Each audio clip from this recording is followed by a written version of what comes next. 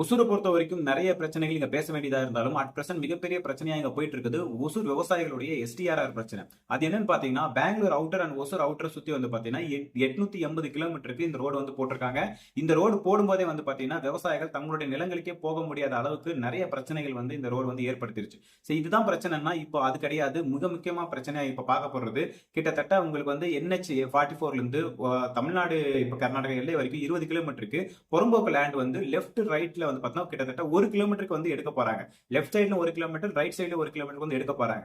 இவங்க புறம்போக்கு லேண்ட் ஒரே பகுதியில இருந்தா எடுக்கிறதுல பிரச்சனை இல்லை. ஆனா இந்த மேப்பை பாருங்க, கிட்டத்தட்ட பிட்ஸ் அண்ட் பீசஸா 883 பீசஸா இருக்குது. உங்களுக்கு 30 சென்ட்ல இருந்து 5 சென்ட்ல இருந்து கிட்டத்தட்ட 30 பிளஸ் ஏக்கரா வரைக்கும் புறம்போக்கு லேண்ட் இருந்தாலும் கூட எல்லாமே தனித்தனியா இருக்கிறதுனால முழுக்க இங்க பாதிக்கப்பட போறது அங்க பட்டா லேண்ட்ல செஞ்சுட்டு இருக்க விவசாயிகள் தான். விவசாயிகள் மட்டும் இங்க பாதிக்கப்பட போறதுல நிறைய நீர்நிலைகள், குறிப்பா கிழவரப்பள்ளி டேம் வந்து பார்த்தா இந்த திட்டத்துக்கு கீழே வந்து வருது.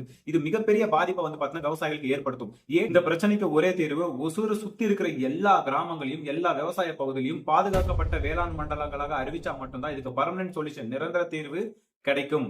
நாமளும் நம்மளுடைய எதிர்கால சந்ததிகளும் நிம்மதியா இருக்க முடியும் என்பது எல்லாரும் உணரும். அது மட்டும் இல்லாம பாதிக்கப்பட்ட விவசாயிகள் மட்டும் போராடாம சுத்தி இருக்கிற எல்லா விவசாயிகளையும் ஒண்ணு திரட்டி, குறிப்பாக ஒசூர் டவுன்ல இருக்க எல்லா மக்களையும் ஒண்ணு திரட்டி நம்ம போராடணும். இன்கேஸ் இந்த அரசாங்கம் வந்து இந்த கோரிக்கையை நிராகரிக்கிற பட்சத்துல நம்ம கண்டிப்பா இதை செய்யணும். ஒசூர்ல இருக்கிற மக்களையும் ஒசூர் சுத்தி இருக்கிற எல்லா விவசாயிகளையும் நாம் ஒண்ணு திரட்டி மிகப்பெரிய அளவுல போராட்டம் மேற்கொண்டா மட்டும்தான் இந்த தீர்மானத்தை நம்மளால நிறைவேற்ற முடியும்ன்றது ஒசூர் விவசாயிகளுக்கு நான் இந்த காணொலி மூலியமா சொல்லிக்க விரும்புறேன்.